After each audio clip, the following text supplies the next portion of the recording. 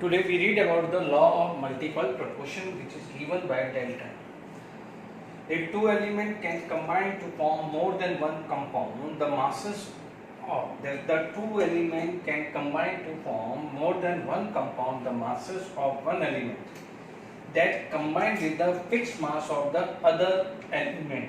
The other elements, this may be 2, 3, 4, whatever. One element that combined with the fixed mass of the other element are in the small whole ratio. Okay, ये element ही ले लीजिए. Other element are in the small whole ratio. If two elements can combine to form more than one compound, the masses of one element that combined with the fixed mass of the other element are in the simple whole number. ठीक है? तो this is the statement. अब हम इस पे बात करते हैं. Suppose यहाँ पर यदि जो थ्योरी बनी है इसको अपनी बात करें तो let us take the example of H2O and H2O2.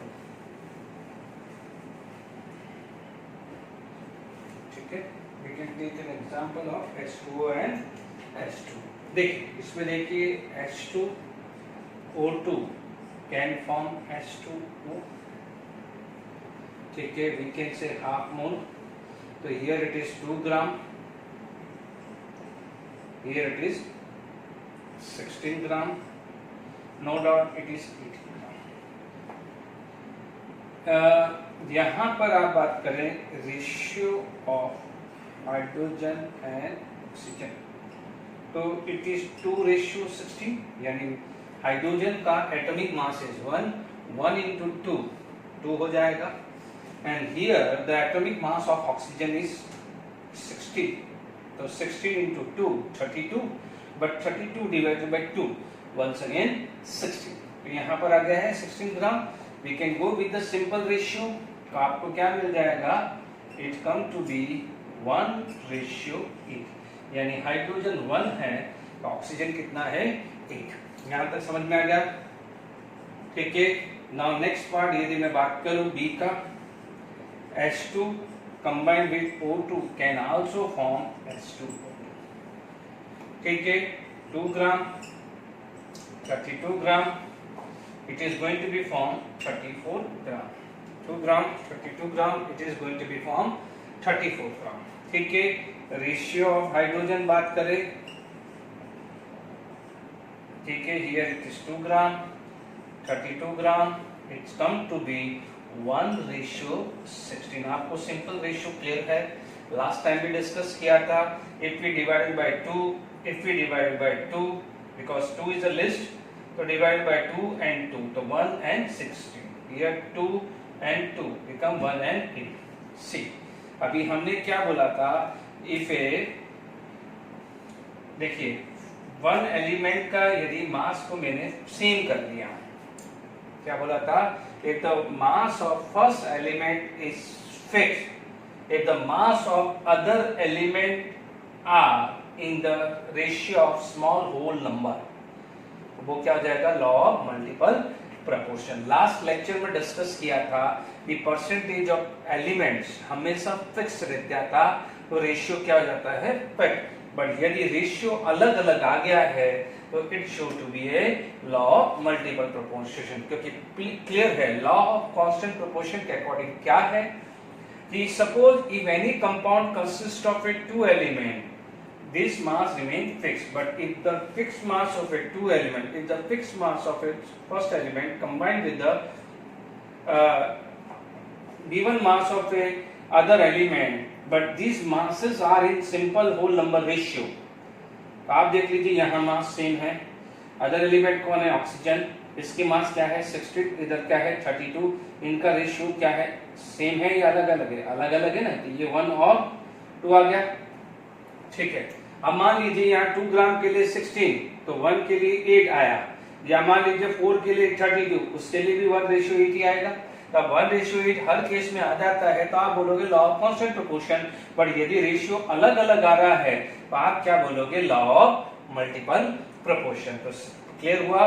For a given mass of या fix mass of a first element combined with the given mass of other element if the mass ratio of other element are in simple whole number, this is known as law of multiple proportion। या बिल्कुल simple सी बात मान लीजिए, यदि दो same element different different compound बनाते हैं तो it will follow law of multiple proportion. If the two element will form same compound, कुछ भी मैटर हो, which will follow law of constant proportion। जैसे पढ़ा था C plus O2 can give CO2, calcium carbonate on decomposition can give CO2, glucose on oxidation या glucose oxidation करेंगे तो CO2 plus water देगा।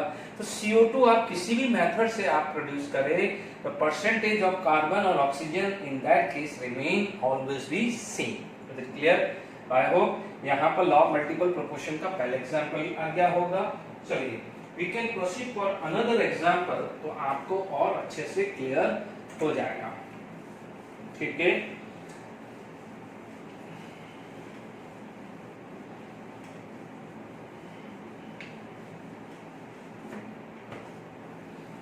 देखिए now come to the second example for the oxide of nitrogen. यदि मैं oxide of nitrogen की बात करें तो वी ऑल नो दैट, यदि एग्जांपल 2 ले लेता हूं for oxides of nitrogen। In fact अभी अपन को भी पता है C can combine with oxygen can form CO as well as CO2। तो आपके पास CO, CO2, H2O, H2O2, ये सब किसके एग्जांपल है? Law of multiple proportion. दोनों एलिमेंट सेम है या तीन एलिमेंट सेम है, कंपाउंड अलग अलग प्रोड्यूस हो रहा है या उनका जो रेशियो, सॉरी ऐसा मत बोलना कि कंपाउंड अलग अलग प्रोड्यूस हो रहा है, उनका रेशियो अलग अलग होना चाहिए। जैसे 1:1, 1:2, 2:1, 2:2, अलग अलग आ रहा है कि नहीं आ रहा है? Is it clear? यहां पर आप बात करते हैं ऑक्साइड ऑफ नाइट्रोजन। यदि मैं नाइट्रोजन और ऑक्सीजन की बात करूं तो ऑक्साइड ऑफ नाइट्रोजन यदि मैं बात करूं तो we know that N2O, we know that NO, we know that N2O3, we know that N2O4 भी होता है, ठीक है, NO भी होता है, N2O4 भी होता है, as well as N2O5 भी हो सकता है। देखो कई जगह N2O4 को NO2 भी बोलते हैं, because N2O4 is a dimer of NO2, ये आप आगे पढ़ेंगे, ठीक है। इसकी जगह N2O4 की जगह NO2 भी दिया होता है, NO2 का डायमर ही N2O4 होता है। क्यों होता है, कैसे होता है, आप P ब्लॉक में पढ़ते हैं, वो आगे की बात है, ठीक है। अभी आप ध्यान दीजिए, इन दोनों में से कोई भी कंपाउंड दे सकता है। अभी अपन N2O4 रखते हैं। अब आप देखिए यहाँ पर nitrogen, atomic mass of A nitrogen is 14, तो 14 into 2 it is 28, and atomic mass of A oxygen is 16, तो यहाँ पर आ गया 28 एंड 16। यहाँ 14, atomic mass of A nitrogen is 40, atomic mass of oxygen is 60, तो यहां पर भी आ गया। नाउ 14 into 2 आप क्या बोलोगे? 28, 3 into 16 आप बोलोगे 48। मेक श्योर यदि यहां पर आप लिख सकते हैं कि एटॉमिक वेट ऑफ नाइट्रोजन 14 होता है एंड ऑक्सीजन क्या होता है 16। धीरे धीरे याद होगा, एटॉमिक नंबर 1 to 20 के एलिमेंट ज्यादा याद रख सकते हो, अदरवाइज जैसे जैसे आप आगे बढ़ेंगे धीरे धीरे एटॉमिक वेट याद हो जाएगा, ठीक है। यहां तक क्लियर हो गया? मैं बार बार रिपीट कर रहा हूं कि केमिस्ट्री के अंदर mass and weight, no doubt physics के अंदर वेट क्या होता है, ग्रेविटी कहा जाता है। तो कई बार एटॉमिक मास भी बोलते हैं या एटॉमिक वेट होता है। Mostly atomic mass word use होता है because mass is always remain constant, but weight is going to be change by changing the value of gravity. Gravity की वैल्यू चेंज हो जाती है तो वहां वेट चेंज होता है। But in chemistry there is no term like gravity, इसलिए कई बार मास या वेट कहीं सुनने में मिल जाए तो कंफ्यूज मत होइएगा, ठीक है, ओके। अब आप देखिए 28 एंड 40, इधर अपन इसी को ले लेते हैं, तो आप ये क्या बोलोगे 28, ओके, 14 into 2, 16 into 4, 64, एंड 2, तो कहता है 14 into 2, 28 एंड 16 into 5, 80। ध्यान दीजिए, यदि मैं क्या करता हूं इस 14 को, ध्यान दीजिए 14 के लिए मुझे 16 चाहिए, 14 के लिए कितना चाहिए 16, तो मैं 28 के लिए क्या करूंगा, जब इसको मैं डबल करूंगा तो ये भी क्या हो जाएगा, डबल होगा, क्योंकि कंपाउंड तो एक ही बन रहा है। दिस विल कंबाइन दिस, तो ये फॉर्म होगा, तो this will combine with this, तो यही फॉर्म होगा, क्योंकि लॉ ऑफ कांस्टेंट प्रोपोर्शन क्या बोलता है कि जो एलिमेंट का जो रेशियो है वो फिक्स होना चाहिए। तो दिस और दिस का रेशियो सेम ही आएगा, इसका रेशियो, इसलिए ध्यान दीजिए। और मैंने क्यों 28 किया है, क्योंकि ये भी 28 28 28, तो मेरे को एक एलिमेंट का मास को फिक्स करना पड़ेगा। If I am going to fix the mass of element, यानी फर्स्ट एलिमेंट का मास फिक्स किया, तो सेकेंड एलिमेंट का जो मैं रेशियो देख रहा हूं 16 32 48 64 80, यानी मैं 16 जो लीस्ट नंबर है उसको सबको डिवाइड करूं तो यह आ जाएगा 1 16 by 16, 32 by 16, 2 48 by 16, 3 64 by 16, 4 60 80 by 16, 5। वापस से सुन लीजिए, हमने यहाँ पर देखा 28 gram plus 16 gram will give this, 14 combined with 16 will give this, 28 combined with this and will give this, 28 combined with 64 can give this, and 28 combined with 80 can give this. Is it clear? तो अब आप देखो, ये भी 28, ये भी 28, 28, 28, तो मैंने 8 को फिक्स करना पड़ेगा, यहाँ पर फिक्स कर दिया, यानी 28 करना है, तो 28 करने के लिए मुझे इसको डबल करना पड़ेगा, तो बट ऑब्वियस ये भी डबल होगा, क्योंकि लॉ ऑफ कांस्टेंट प्रोपोर्शन क्या बोलता है, कोई भी कंपाउंड प्रोडक्ट हो तो एलिमेंट का जो रेशियो होना चाहिए वो फिक्स होना चाहिए, ठीक है। पर आप देखो, for a given mass the mass of other element are in simple whole ratio, तो आप क्या बोलोगे, it will follow law of multiple proportion. आगे क्लियर हो गया। लॉ ऑफ कांस्टेंट प्रोपोर्शन में क्या आता है, ratio of A element remain fix, ठीक है।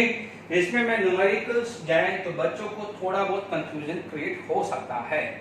मैं छोटा सा एग्जांपल देता हूं और कोशिश करता हूं कि आपको ये कंपाउंड एमसीक्यू में कैसे करना है, तो आपको क्लियर हो जाए कि लॉ ऑफ कांस्टेंट प्रोपोर्शन या मल्टीपल प्रोपोर्शन में कंफ्यूजन नहीं रहे, ठीक है।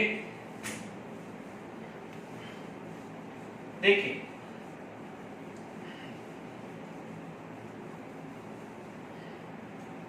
देखिए आपको ट्रिक बता रहा हूं, है ना।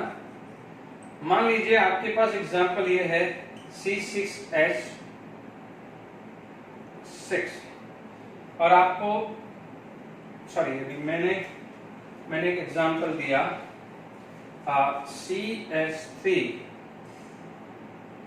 C6H12O6 और CH2। अब आपको ये दोनों कंपाउंड दे देता है और पूछता है कि कौन सा लॉ फॉलो कर रहा है, कांस्टेंट को फॉलो कर रहा है या मल्टीपल कर रहा है। तो बेस्ट वे है सबका, देखो नो डाउट जब एमसीक्यू सॉल्व करना है तो फिर पूरी डेफिनेशन जानने की जरूरत नहीं है। ट्रिक बनाइए, इसका रेशियो निकालिए, how many carbon atom 1, how many hydrogen atom 2, how many oxygen atom 1, तो आप बोल सकते हैं 1:2:1 कर लिया। यहां पर कितना है, कार्बन 6 12 6। सिंपल कर दो। सिंपल करने के लिए क्या करना होता है, divided by small number, divided by small number, divided by small number. इन सब में, इन तीनों में स्मॉल नंबर क्या है 6, तो 1, यहाँ पर 2, यहाँ पर 1। चेक कर लीजिए, ये और ये सेम है। व्हाट इज दिस, ये सेम आया। जब ये सेम आ गया है तो आप ये बोलोगे लॉ कौन सा होगा, कांस्टेंट या डेफिनाइट प्रोपोर्शन। कौन सा आएगा, कांस्टेंट या डेफिनाइट प्रोपोर्शन। बात समझ में आगे कि नहीं आएगी। यदि आपको कोई कंपाउंड देता है तो आप ऐसे निकाल सकते हैं, ठीक है।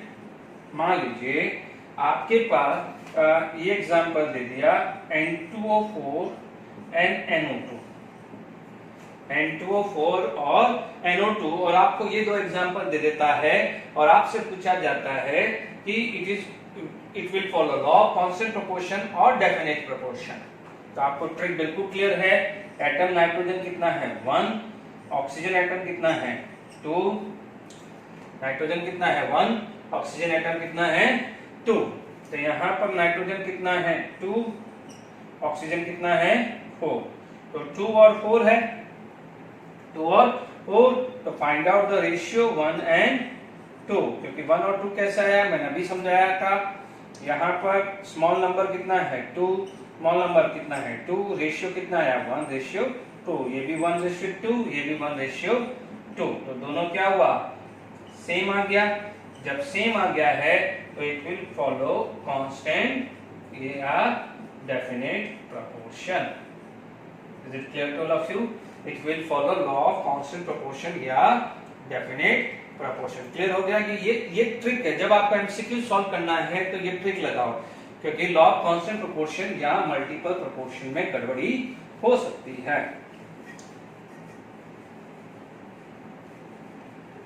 ठीक है, यहां तक क्लियर हो गया। अब और एक नेक्स्ट एग्जांपल देखते हैं। देखिए नेक्स्ट एग्जांपल, मान लीजिए थर्ड एग्जांपल ले लिया मैंने, और मैंने दे दिया NO2 या N2O3। ठीक है, NO2 या N2O3। आप एज यूजुअल 1:2 सिंपल रेशियो बनाने की जरूरत नहीं है, क्योंकि ऑलरेडी 1:2 है। यहाँ पर 2:3, इन दोनों में स्मॉल क्या है ये, तो ये 2 कर दिया, तो 1/1.5 आ गया, 1/1.5। देख लीजिए 2:3 था, लोवेस्ट क्या था 2 और 2। बच्चों हो सकता है ये मेथड बिल्कुल इनिशियल लेवल पे है तो ये बचकाना लग रहा है, अदरवाइज जब एक्सपर्टाइजेशन आएगा तो देखते ही पता चल जाएगा 1:2, 2:3 रेशियो आपका सेम नहीं है। जब रेशियो आपका सेम आ रहा है तो law of constant proportion, ratio same नहीं आ रहा है तो it will follow law of multiple proportion. सिर्फ दो ही चीजें, सेम होगा तो कांस्टेंट प्रोपोर्शन, सेम नहीं होगा तो मल्टीपल प्रोपोर्शन। तो यहाँ पर रेशियो क्या हुआ है आपका डिफरेंट हुआ है। जब रेशियो डिफरेंट आ जाता है तो उसको क्या बोलते हैं लॉ ऑफ मल्टीपल प्रोपोर्शन। क्या बोलते हैं law of multiple proportion. Is it clear to all of you? यहां तक समझ में आ गया आपको? ओके, यदि आपके पास कोई भी कंपाउंड है, मान लीजिए CH3OH और CH2O। ठीक है, आपको ये दो कंपाउंड दिया है और आपसे पूछा जाए कि ये कौन सा फॉलो कर रहा है। तो आप देखिए यहाँ पर कार्बन कितना है, यहाँ पर carbon ratio hydrogen ratio oxygen देखे तो हाउ मेनी कार्बन, कार्बन 1 है, हाइड्रोजन कितने हैं 4 है, ऑक्सीजन कितना है 1। ठीक है, यहाँ पर कार्बन कितना है 1, हाइड्रोजन कितना है 2, ऑक्सीजन कितना है 1। देखो ये कार्बन 1 है, यहाँ भी कार्बन 1 है, ऑक्सीजन 1 है तो ऑक्सीजन यहाँ भी 1 है, बट यहाँ पर हाइड्रोजन कितना है 4 और हाइड्रोजन यहाँ पर कितना है 2 है। तो यहाँ पर आपको क्या मिला है डिफरेंट, ये जो रेशियो है वो क्या है डिफरेंट हुआ, तो ये क्या हुआ है डिफरेंट। जब डिफरेंट हुआ है तो इसको क्या बोलते हैं law of multiple proportion. I hope अब आपको ट्रिक क्लियर हो गई कि एमसीक्यू शीट में जब भी आप सॉल्व करोगे तो इस ट्रिक से लगा देना। कंसेप्ट क्या बोलता है कि यदि रेशियो, जैसे मान लीजिए फर्स्ट एलिमेंट का मास फिक्स है, अदर एलिमेंट का मास, या मान लीजिए जैसे इस एग्जांपल में 2 का सेम था, यानी यहाँ रेशियो 1:1 है यहाँ, पर थर्ड एलिमेंट अलग अलग हो गया। यहाँ पर एक एलिमेंट का फिक्स, फर्स्ट एलिमेंट का फिक्स था बट अदर एलिमेंट का अलग अलग हो गया, तो आप बोलोगे लॉ ऑफ मल्टीपल प्रोपोर्शन। इससे पहले वाले दोनों एग्जांपल में फर्स्ट एलिमेंट का भी सेम था तो सेकंड एलिमेंट का भी सेम था, तो थर्ड एलिमेंट है तो भी सेम आ गया, तो भी क्या हो जाएगा उसमें लॉ ऑफ कांस्टेंट प्रोपोर्शन या डेफिनेट प्रोपोर्शन। आई होप ये ट्रिक से आप क्लियर हो चुका होगा। ठीक है, अब हम लॉ मल्टीपल प्रोपोर्शन पे बेस्ड न्यूमेरिकल करते हैं। देखिए हमारे पास एक क्वेश्चन आ जाता है लॉ ऑफ मल्टीपल प्रोपोर्शन पे हम सॉल्व करते हैं। नो डाउट यहाँ पर लिखा हुआ है it will show the law of multiple proportion. यदि एमसीक्यू बनेगा या सब्जेक्ट ही हो तो हो सकता पूछ सकता है it will follow which law. ठीक है, उसमें कोई इशू नहीं है। Tin combined with oxygen had a following composition in a compound A. This is the composition for tin and for oxygen, tin and oxygen so that it is follow law of multiple. ठीक है, यदि हम इसको यहाँ पर so that law multiple proportion, हम क्या बात करेंगे, यहाँ पर सॉल्यूशन की बात करें तो देखिए यहाँ सॉल्यूशन कंपाउंड ए की बात करें और कंपाउंड बी की बात करें, कंपाउंड ए की बात करें और कंपाउंड बी की बात करें। ठीक है, एसएन एंड ऑक्सीजन, ऑक्सीजन कितना है 78.77 एंड 21.23। ठीक है, इन दोनों में लिस्ट वैल्यू क्या है, तो आप 78.77 अपॉन 21.23 एंड 21.23 डिवाइडेड बाय 21.23, ये कर दिया मैंने। ट्रिक वही है कि आप किसी भी एक को 1 कर दीजिए, बाकी दूसरे को चेक कर लीजिए। यहाँ पर एसएन और ओ को देखा, यहाँ एसएन कितना है कंपाउंड बी में 88.12 और ये कितना है 11.88। तो 11 ये क्या था, लिस्ट वैल्यू था ये, यहाँ पर क्या है लिस्ट वैल्यू कौन है, यहाँ पर लिस्ट वैल्यू कौन है 11.88। तो यहाँ पर 11.88 से डिवाइड करोगे 88.12 डिवाइडेड बाय 11.88। जब भी आपको रेशियो निकालना है तो कोई भी लिस्ट वैल्यू ले लो और उसको डिवाइड कर दो। ठीक है, ये 21.21 ये तो 1 आ जाएगा। ठीक है, आप देखिए I am going to use the calculator, you can use also 78.77 divided by 21.23, it come to be 3.71, approximate 3.71। इधर बात करें 88.12 divided by 11.18, it comes to be a 7.41। ये तो 1 ही आया, ये आया 7.41। तो आप इमेजिन करिए ये दोनों रेशियो, ये रेशियो और ये रेशियो क्या है, दिस रेशियो इज डिफरेंट। जब डिफरेंट आता है तो उसको क्या बोलते हैं, it will follow law of multiple proportion, it will follow law of multiple proportion. तो प्लीज ये ध्यान रखिएगा। Now we can proceed for the another example. चलिए next question, carbon combined with hydrogen to form 3 compound A, B and C। The percentage of hydrogen in A, B and C are 25, 14.3 and 7.7 respectively. Which law it show, है ना। अब आप देख लीजिए carbon combined with hydrogen, hydrogen का percentage है, तो मैं बोलूंगा यहाँ पर compound A, compound B and compound C। मान लीजिए मैं परसेंटेज ऑफ हाइड्रोजन की बात करूं तो हियर परसेंटेज ऑफ हाइड्रोजन 25, तो परसेंटेज ऑफ कार्बन जो आ जाएगा वो कितना आ जाएगा 75, क्योंकि 25 माइनस 100 माइनस 25 इक्वल टू 75। मान लीजिए ये नहीं समझ में आया तो क्या होगा 100 माइनस 25 इक्वल टू 75। ठीक है, इधर 14.3 है तो ये आ जाएगा 100 माइनस 14.3, तो ये आ जाएगा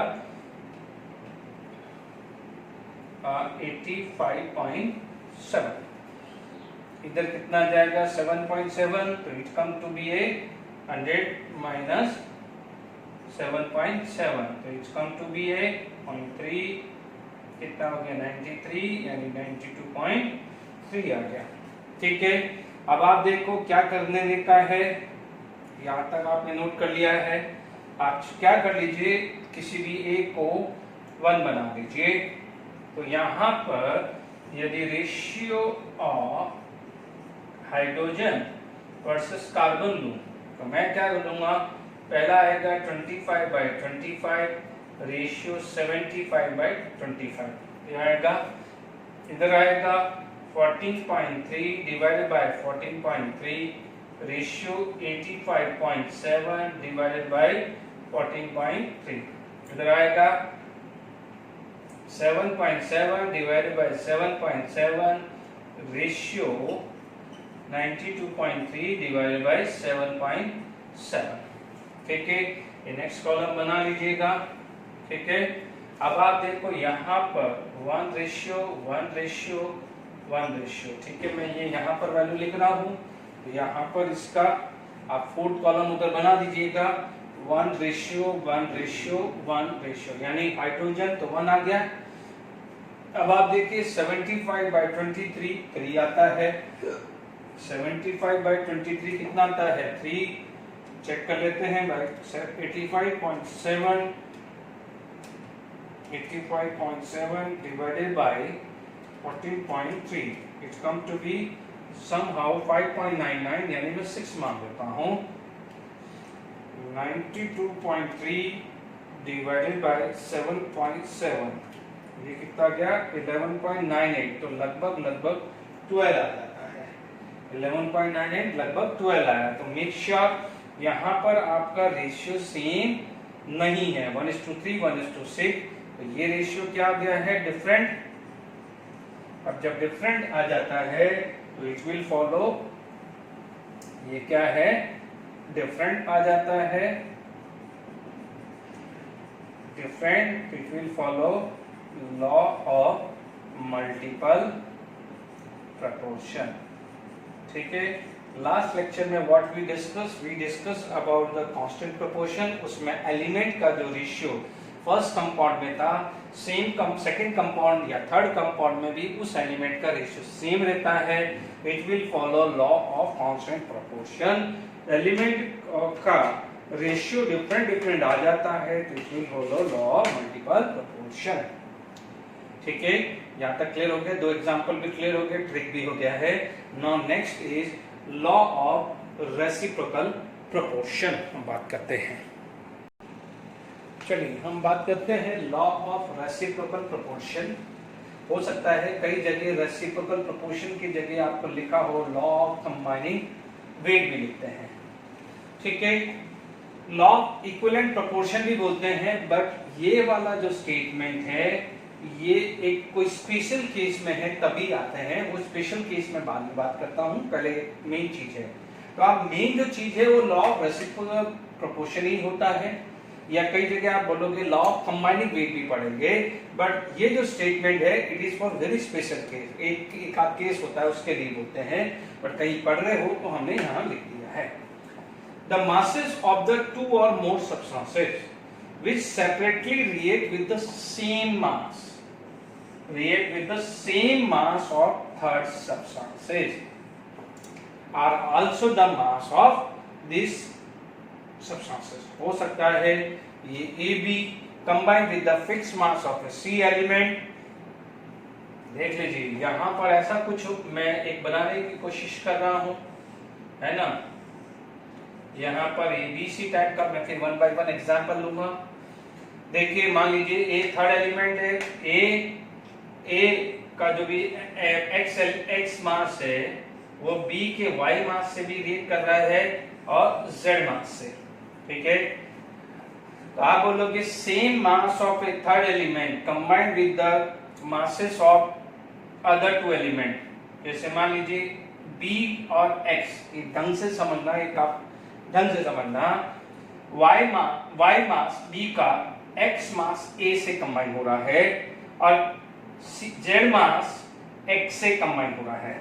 इसका मतलब थर्ड एलिमेंट का जो मास है वो तो फिक्स आ गया, सेम आ गया, X आ गया। अब जो फर्स्ट 2 एलिमेंट है उसका मास क्या था, B का Y था और C का क्या था, Z। यानी AB जब रिएक्शन कर रहा है तो X और Y रेस्पेक्टिवली चाहिए, A और C जब कर रहा है तो X और Z चाहिए, ठीक है। अब मान लीजिए हमें कोई कंपाउंड बनाना है जिसमें B और C कंबाइन हो, यानी B और C कंबाइन करके बनाना है। अब B A के मास से के लिए B का Y चाहिए और A के मास के लिए C का क्या चाहिए, Z चाहिए। ये तो क्लियर, क्या चाहिए, X के लिए Y चाहिए और Z के लिए कितना चाहिए, X। जब B और C कंबाइन होगा तो दोनों का मास क्या होगा, सेम यही होगा या इसका मल्टीपल होगा। देख लीजिए the masses of a 2 or more substances, अभी more substances को थोड़ी देर के लिए साइलेंट कर लीजिए, 2 substances, when the masses of 2 substances which is separately react with the same mass of third substances, same mass of the third substances are also the mass of these substances, are also the mass of these substances which react with each other or in simple multiple of them. या तो वही मास होगा YZ ही होगा या उनका multiple होगा. Multiple का मतलब जैसे मान लीजिए ये 2 8 है तो उसका मल्टीपल क्या हो सकता है 1 4 या उसका मल्टीपल क्या होता है 4 16 हो सकता है. Is it clear to all of you? ठीक है, ये चीज समझाइए. अब हम कोई कंपाउंड का एग्जांपल लेके समझते हैं तो आपको और आइडिया आएगा. Is it clear to all of you? Very important for competitive exams. It is not given in NCERT textbook, but this is very important for competitive exams. Is it clear to all of you?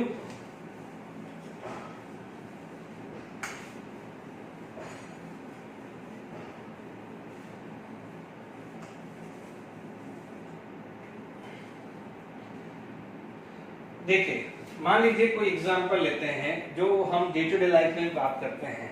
जैसे मान लीजिए hydrogen, oxygen और chlorine दोनों को लेके बनाते हैं. या मान लीजिए कार्बन ले लेते हैं जो आपने पढ़ा हुआ है. तो एग्जांपल जो आपने पढ़ा हुआ है बात करते हैं. We know that hydrogen combined with oxygen can form water. आप बोलोगे वाटर बनाने के लिए कितना चाहिए? 2 gram 16 gram. Hydrogen can combine with the carbon can form CH4. बनाते हैं carbon can combine with the hydrogen can form CH4. यहाँ पर ये कितना है 4, तो ये कितना है 12, बट यहाँ पर मुझे ये 2 रखना है, मुझे ये 2 करना है, तो ये कितना करना पड़ेगा 6. ये कितना करना पड़ेगा 6. Is it clear to all of you? बात समझ में आ गई? तो यहाँ पर मुझे ये 2 करना है. मैं क्यों 2 रख रहा हूँ? क्योंकि ये 2 है. कोई बच्चा बोलेगा कि सर आप इसको 4 कर दें, तो उसको भी 4 कर सकते हैं जो आपको सही लगे. सपोज आपको 4 करना है तो यू कैन डू 4. मतलब मुझे थर्ड एलिमेंट आप ये एलिमेंट का मास रख सकते हैं या ये कर सकते हैं, कोई भी ले सकते हैं. ठीक है, इसमें कोई कंट्रोवर्शियल सिचुएशन नहीं है. चलिए मान लीजिए मुझे इसको नहीं करना है तो मैं इसको 4 कर देता हूं. यदि ये डबल होगा तो ये भी क्या हो जाएगा डबल, क्योंकि हमें लॉ ऑफ कांस्टेंट प्रोपोर्शन को यहाँ पर फॉलो करना है. ठीक है, तो अब तो सेम आ गया, यानी थर्ड एलिमेंट का मान सेम कर दिया. अब आप देखो यहाँ पर कार्बन कितना है 12 लिख दिया, ऑक्सीजन कितना है 32. मुझे 32 लिखूंगा, अब 16 नहीं लिखूंगा क्योंकि मैं यहाँ 4 ले चुका हूँ. गलती मत करिएगा, यहाँ 32 पहला एग्जाम्पल है. एक और समझाऊंगा. अब आप देखो, when the given mass of a two element combined with the fixed mass of a third element, when these two combine together their masses are same or multiple of them. ठीक है, मान लीजिए यहाँ पर आपका क्या बना था H2O. इन दोनों को कंबाइन करके CH4 अब बना. अब क्वेश्चन आ सकता है कि कार्बन प्लस ऑक्सीजन CO भी बनाता है और कार्बन प्लस ऑक्सीजन CO2 भी बना सकता है. ये क्वेश्चन आएगा कि सर यहाँ पर law of reciprocal proportion maintain करना है तो क्या ये CO आएगा या CO2 आएगा? ये क्वेश्चन आया, क्वेश्चन रेज आया कि इन दोनों में से क्या आना चाहिए. ठीक है, तो अब आप देखिए लॉ ऑफ रेसिप्रोकल प्रोपोर्शन क्या बोलता है, ढंग से सुनिए कि कार्बन और ऑक्सीजन है ना, या कार्बन यदि 12 है तो ऑक्सीजन कितना होना चाहिए 32. क्योंकि यहाँ पर यदि कार्बन 12 है तो ऑक्सीजन 16 है, कार्बन 12 है तो ऑक्सीजन 32 है. Is it clear to all of you? तो आपके पास यहाँ पर क्या आ जाएगा CO2 not CO, not CO, CO2 not CO. Is it clear to all of you? बात समझ में आ गई कि नहीं आ गई? वापस सुन लीजिए कि हमने क्या करा, given mass of a two element combined with the fixed mass of third element. ठीक है, when these two combine together their masses are same or multiple of them. अब कोई बच्चा बोलेगा कि नहीं सर हमें हाइड्रोजन का 2 करके दिखाओ, तो चलो मैं हाइड्रोजन का 2 करके दिखा देता हूँ, कंफ्यूजन नहीं रहना चाहिए, है ना। हाइड्रोजन को 2 वाला करके भी बता देता हूँ, कंसेप्ट एक ही है। देख लीजिए यहाँ पर ये 2 था तो ये 16 था, ये 4 था तो ये कितना था 12, तो मैंने इसको 2 किया तो ये कितना आ जाएगा 6, ये हाफ हुआ तो ये भी हाफ हुआ। Law of constant proportion apply करना पड़ेगा। तो मैंने यहाँ पर थर्ड एलिमेंट का मास 2 कर दिया, ऑक्सीजन का कितना हो गया 16, कार्बन का कितना हो गया 6 हुआ, ठीक है। अब आप देखो यहाँ पर, अब आपका क्वेश्चन आ जाएगा कि सर अब यहाँ पर तो 6 है, अब मान लीजिए मैं ये 12 है तो मैं 12/16, तो 12/16 को मैं 6/8 भी ले सकता हूँ, 6/8 भी ले सकता हूँ ना, ये हाफ हुआ तो ये भी हाफ हुआ। अब आप देखो यहाँ पर कितना है, यदि ये इसकी बात करूं तो ये आया, इसकी बात करूं तो 12/32, तो इसको क्या कर सकता हूँ 6/16 भी तो ले सकता हूँ, यस और नो, 3/8 भी ले सकता हूँ, 24/64 भी ले सकता हूँ, कुछ भी ले सकता हूँ ना मैं। अब आप देखो यहाँ चाहिए कितना, यदि कार्बन 6 है तो ऑक्सीजन कितना है 16, यानी ये चीज आई कि नहीं आई, कार्बन क्या है 6 और 16 हुआ कि नहीं हुआ, इज इट क्लियर। तो 6 और 16 रेशियो किस में मिलता है, CO2 में मिलता है कि नहीं मिलता, इज इट क्लियर। तो अब आप देखिए ये हुआ है कि लॉ ऑफ रेसिप्रोकल प्रोपोर्शन। अब फिर भी आई एम श्योर बच्चे लोग गड़बड़ करेंगे कि सर ये बहुत कंफ्यूजिंग आ गया है, ठीक है। स्टेटमेंट पॉइंट ऑफ व्यू या सब्जेक्टिव पॉइंट ऑफ व्यू हम प्रूव कर देंगे कि ठीक है, इस थर्ड एलिमेंट के मास को फिक्स कर लेंगे, गिवन मास को कर देंगे जब ये कंबाइन होगा, जब कार्बन और ऑक्सीजन कंबाइन होगा। मान लीजिए कार्बन, आप दूसरे तरीके से लिख लीजिए, कार्बन ऑक्सीजन जब कंबाइन होगा या तो 6 और 16 होना चाहिए, या 6 और 16 होना चाहिए, या 12 32 होना चाहिए, या 24 64, कोई भी रहना चाहिए, या तो मास से सेम होना चाहिए या उनका मल्टीपल होना चाहिए। यही हुआ ना, ये स्टेटमेंट तो यही बोल रहा है ना। अब आप देखिए यहां पर, अब आपके पास ऑप्शंस ऐसे आएंगे कि which of the following will follow law of multiple proportion, क्योंकि वो CO भी दे सकता है, CO2 भी दे सकता है। अब जो ट्रिक बता रहा हूं ध्यान से सुनिए, कोई भी 2 कंपाउंड को लिख लीजिए, कोई भी 2 कंपाउंड को ले लीजिए। मान लीजिए मैंने फर्स्ट 2 एलिमेंट ले लिए। अब ट्रिक है, ये ट्रिक है, मैं साथ के साथ MCQ ट्रिक भी बताता रहूंगा।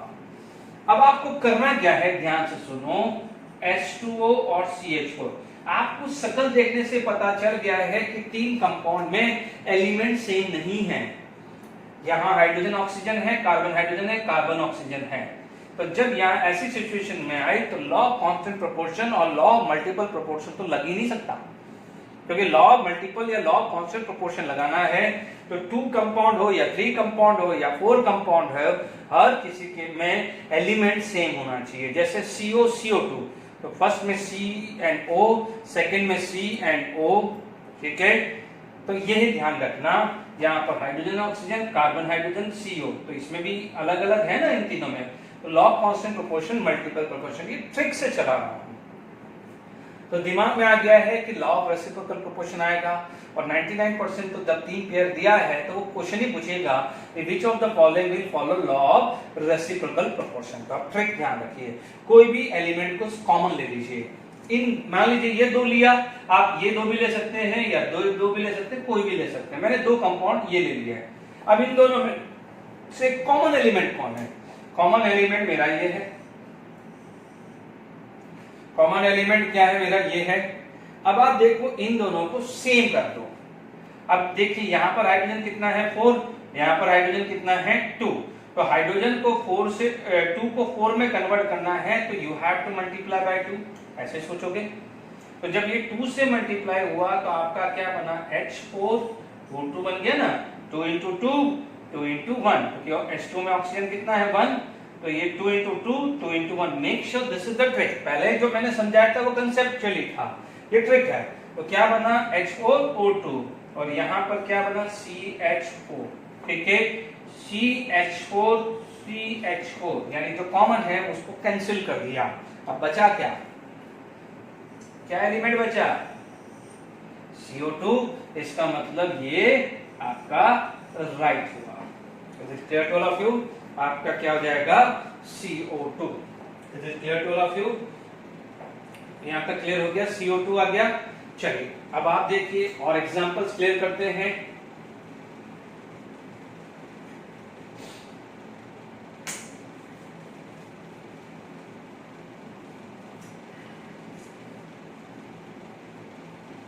मान लीजिए कोई बच्चा बोलेगा कि सर हमने दूसरा लेना है।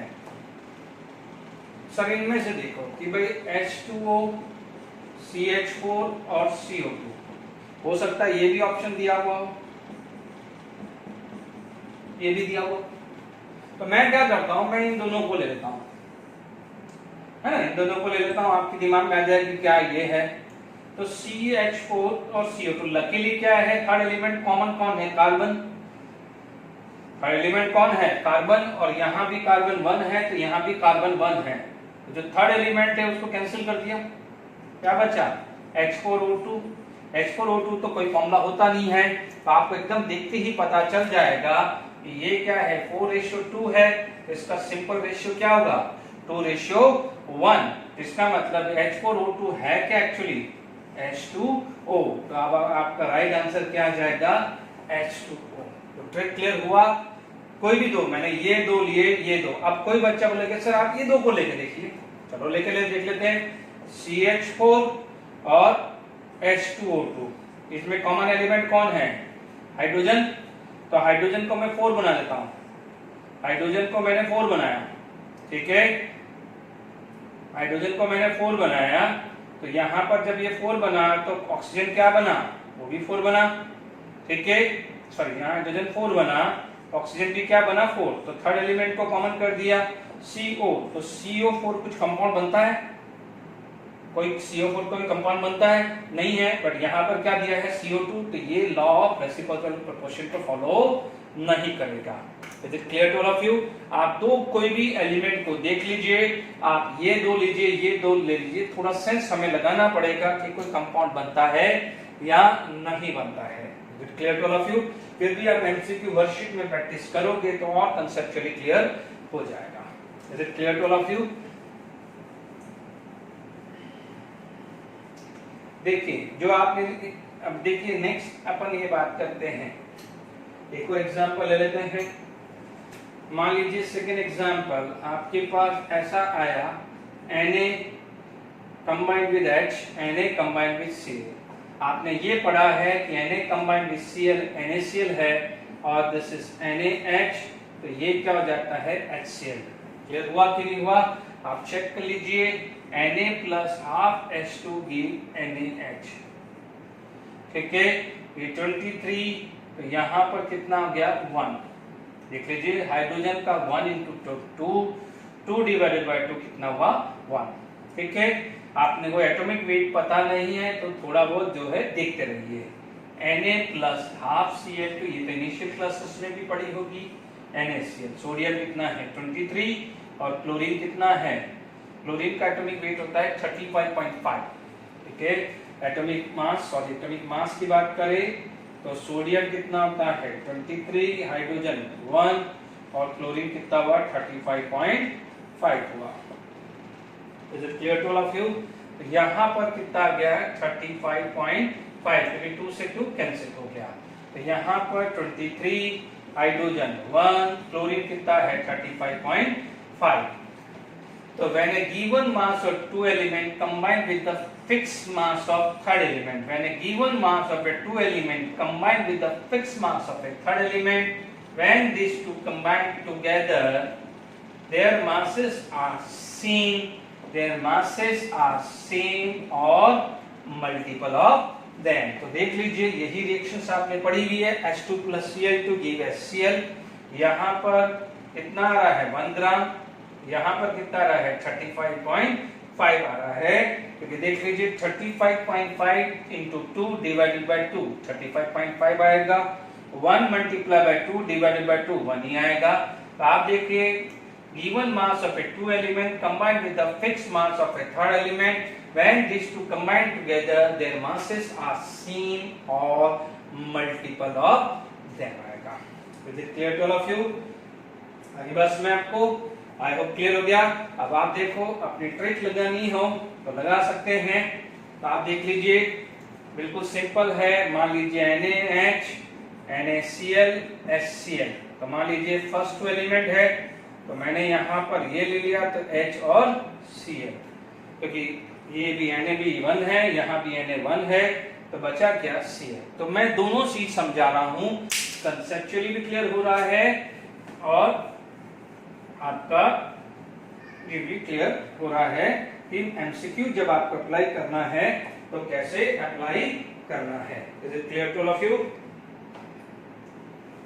चलिए अब जो एग्जाम्पल जो एक्सेप्शंस हैं जहां पर आपका जो वर्ड यूज हो रहा है लॉ ऑफ इक्विवेलेंट प्रोपोर्शन, ये एक ही केस है जहां पर ये लगता है.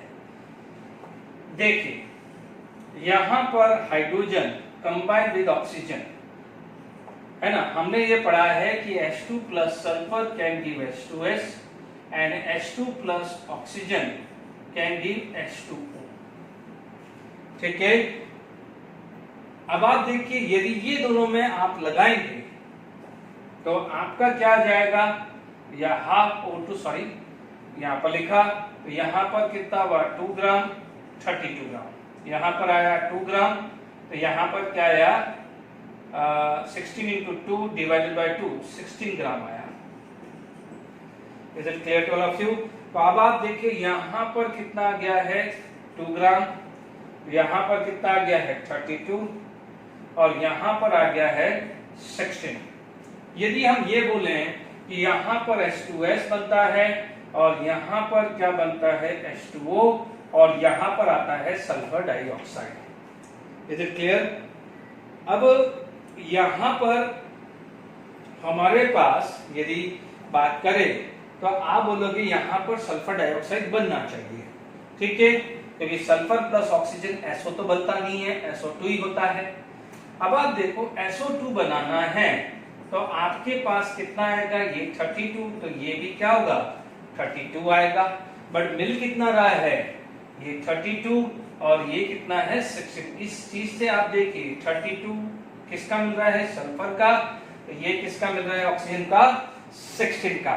तो ध्यान दीजिएगा ये जो चीज है ये आएगा इक्विवेलेंट मास. ठीक है, इक्विवेलेंट मास. ये कंसेप्ट आपका आगे आएगा जब आपका नॉर्मलिटी मोलारिटी में है, वहां पर हम इक्विवेलेंट मास एक्सप्लेन करेंगे. बट ये क्या है मैंने एग्जांपल दे दिया क्योंकि कुछ बच्चे बोलेंगे कि सर यहाँ H2O2 भी बन सकता है, बट यहाँ पर आपको पता है हाइड्रोजन जब ऑक्सीजन के कांटेक्ट में आएगा तो पहले H2O बनता है और H2O2 बनाना आसान नहीं है. इसीलिए ध्यान रखिए कि आप यहाँ पर क्योंकि H2O पे फर्दर ऑक्सीजन से कंबाइन होगा then only it is going to be form H2O2. तो फर्स्ट स्टेज पे जब हाइड्रोजन ऑक्सीजन कंबाइन होता है तो हमारे दिमाग में H2O ही आता है, तो हमारे दिमाग में H2O लेके ही चलना है. अब आप देखो इसीलिए अब इस स्टेटमेंट में क्या चेंज हो गया है कि यहाँ पर लिख दिया गया है कि all substances react with each other with their equivalent mass. यानी all substances react with each other with their equivalent mass. यानी ये दोनों कंबाइन हो या ये दोनों कंबाइन हो या ये दोनों कंबाइन हो, ये अपने इक्विवेलेंट मास के रेस्पेक्ट में ही कंबाइन होते हैं. आई नो ये थोड़ा कंफ्यूजिंग है बट ठीक है, ये एक एग्जांपल है जहां पर ये स्टेटमेंट बना है. अदरवाइज जो ट्रिक हमने लगाई है उसको परफेक्टली लगा लीजिए. इन केस मान लीजिए बहुत रेयरली चांसेस है कि आप कंफ्यूज हो गए हैं. ठीक है, आप क्या करेंगे, जैसे यहां पर आपके पास सिचुएशन आई है कि H2S और H2O है, आपने ये कैंसिल किया, आप बोलोगे सर सल्फर आ रहा है, एकदम क्लिक हो जाएगा ये तो बनता नहीं है. तो एकदम क्लिक हो जाएगा कि हमारा आंसर क्या होगा, SO2। This is the only case जहां पर आप लॉ ऑफ इक्विवेलेंट प्रोपोर्शन होता है, try to adjust distance. Otherwise बाकी सब के अंदर तो आसान है हमारे पास, ठीक है, जो हमने ट्रिक लगाई है उससे हम काम कर सकते हैं। ठीक है, आई होप यहां तक क्लियर हो गया है। ठीक है, एक और एग्जांपल और दे देता हूं, फिर इस पे बेस एक न्यूमेरिकल करते हैं। देखिए, मान लीजिए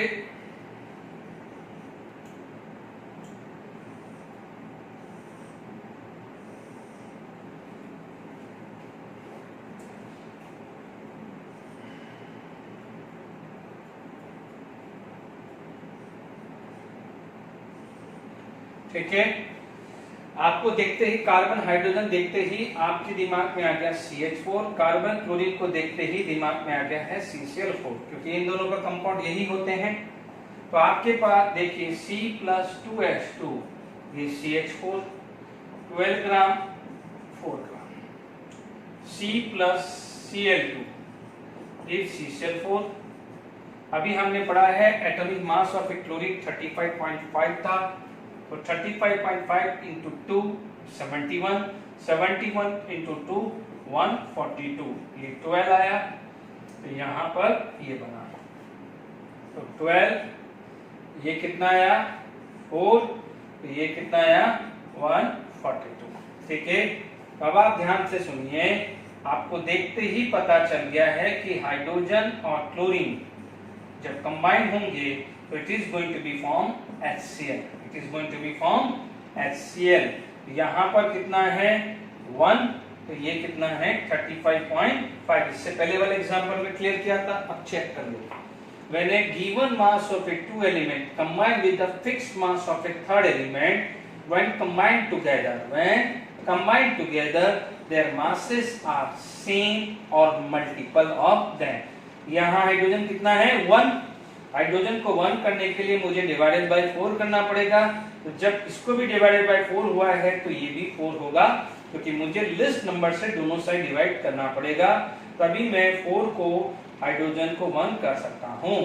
तो ये आया 1, 142 डिवाइडेड बाय 4, चेक कर लीजिए 35.5 आ रहा है। तो ये क्लियर हो गया है कि when the given mass of a two element combined with the fixed mass of a third element, when combined together their masses are same or multiple of them। Is it clear? I hope आपको law of reciprocal proportion clear होगा। Now हम इस पे base एक numericals कर लेते हैं। चलिए, the question given is KCl contain 52% K, Ki contain 23.5%, 23.6% K, ICl contain 17.2 I। Prove it follow law of reciprocal proportion। यदि मैं एक सिंपल सा डायग्राम बनाऊं तो हमें MCQ में देखते ही पता चल गया KCl I, ये आएगा KCl, ये आएगा Ki और ये आ जाएगा ICl। इसको बोला जाता है इंटर हेलोजन कंपाउंड। क्या बोलते हैं? ICl को क्या बोलते हैं? Inter halogen compound. यदि कोई बच्चे पहली बार सुनना हो तो ध्यान से सुनना। Inter halogen because in group number 17 यानी इसको क्या बोलते हैं? Halogen family. तो यहाँ पर हेलोजन हेलोजन कंबाइन हुआ है, that's why it is known as inter halogen compound. तो चलिए, यहाँ तक तो अपन को ये क्लियर हो गया है कि ये फॉलो करता है, बट मान लीजिए कैलकुलेशंस पॉइंट ऑफ व्यू आपको करना है, तो how you can manage this. ठीक है, अब आप देखिए यहाँ पर यदि ये 58% है, तो अब आप देखिए यहाँ पर Cl कितना आ जाएगा? 48% Cl आ जाएगा। यदि मैं सॉल्यूशन की बात करूं तो सॉल्यूशन तो हमारा यहाँ से ही स्टार्ट कर सकते हैं। ठीक है, यदि ये बात करें तो आपके पास मान लीजिए ये सिचुएशन दी हुई है, तो सॉल्यूशन यदि हम बात करें तो आपके पास 52% K है, तो 48% क्या आ जाएगा? Cl। यदि K ये है तो आपके पास कितना आ गया? 0.4 और यहाँ पर आपका आ गया है 7 और 77.4 आयोडीन। यहाँ पर आयोडीन कितना आ गया है, आयोडीन 78.4, तो क्लोरीन कितना आ गया है आपका ये 0.8 और यहाँ पर आ गया है 21.8%। इसका मतलब KCl के अंदर यदि आप देखें K और Cl 52 और 48, के I में देखें तो K और I 23.6 और 77.4। यदि I और Cl में देखें आपका I और Cl कितना आ जाएगा 78.2 और 21.8 आ गया। Is it clear to all of you?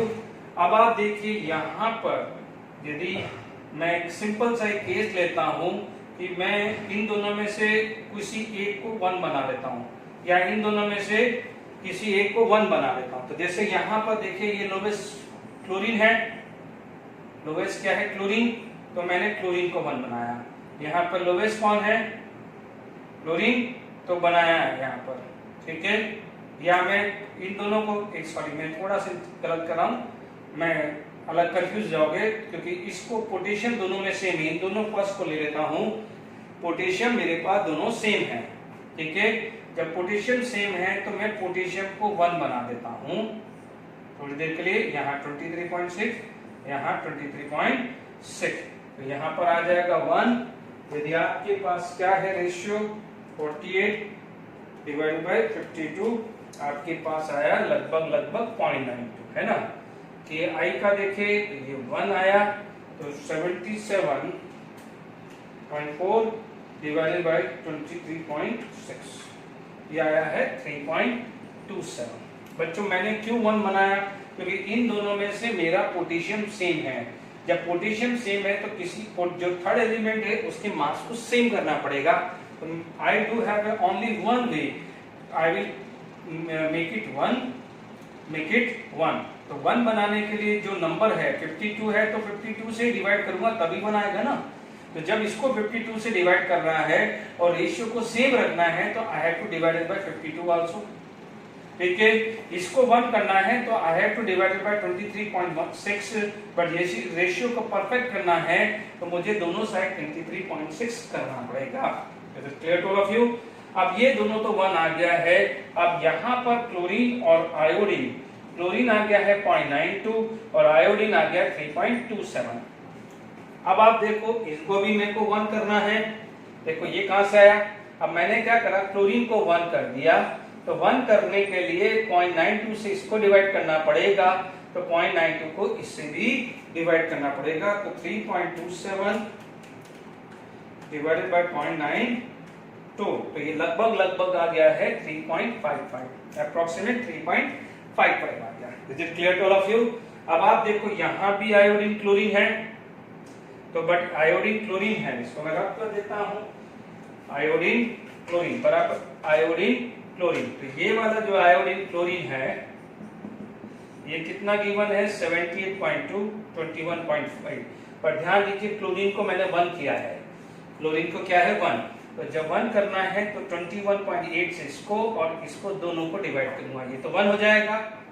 ये आया 78.2 डिवाइडेड बाय 21.8, तो मेरा क्या जाएगा लगभग 3.55 के आसपास आ रहा है।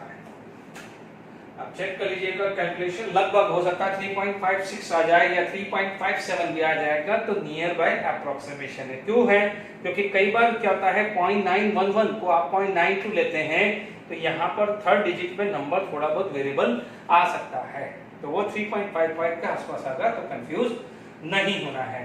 तो ध्यान से समझ में आया कि यहाँ पर आपने क्या किया है, ठीक है, कि जो फर्स्ट 3 कंपाउंड है, इन 3 कंपाउंड के अंदर आपको ये चीज ध्यान रखना है, आप बेसिक लगाइए कि मैंने क्या किया है। मैंने यहाँ पर थर्ड एलिमेंट को सेम करा, जब मेरा थर्ड एलिमेंट सेम हुआ और मैं इसके बारे में बात करूं तो मैं क्या बात करूंगा कि जो आयोडीन और क्लोरीन का जो रेशियो यहाँ है यहाँ है, यानी जो ये बनाने वाला है, यानी ये रेशियो है, वो रेशियो यहाँ मिलेगा, तभी तो मैं लॉ ऑफ रेसिप्रोकल प्रोपोर्शन बोल पाऊंगा। कॉन्सेप्ट समझिए, क्योंकि यहाँ पर तो आपका ए कंपाउंड है, ए कंपाउंड का मतलब it will follow law of constant proportion. मुझे पता है जब आयोडीन और क्लोरीन आपस में कंबाइन होकर कंपाउंड बनाएगा तो this should be the ratio between chlorine and iodine. ये है, यहां से मैंने निकाला, इससे मैंने डाटा निकाल दिया, ठीक है। अब मान लीजिए आयोडीन यहां से क्लोरीन जब कंबाइन होए तो इसका रेशियो भी मुझे यही मिला जो ओरिजिनली था। जब ये रेशियो और ये रेशियो सेम हुआ है तो इसका मतलब it will follow law of constant proportion. Is it clear to all of you? यानी ये दोनों को मैंने 1 किया, ये दोनों जब 1 किया, जब ये दोनों 1 किया तो ये मास मिला 0.92 और ये कितना मिला 3.27। जब ये दोनों कंबाइन हुआ तो ये रेशियो मिला और ये रेशियो इसमें भी है, तो आप क्या बोलोगे? It will follow law of reciprocal proportion. ठीक है, this is the end of today lecture. Okay, thank you.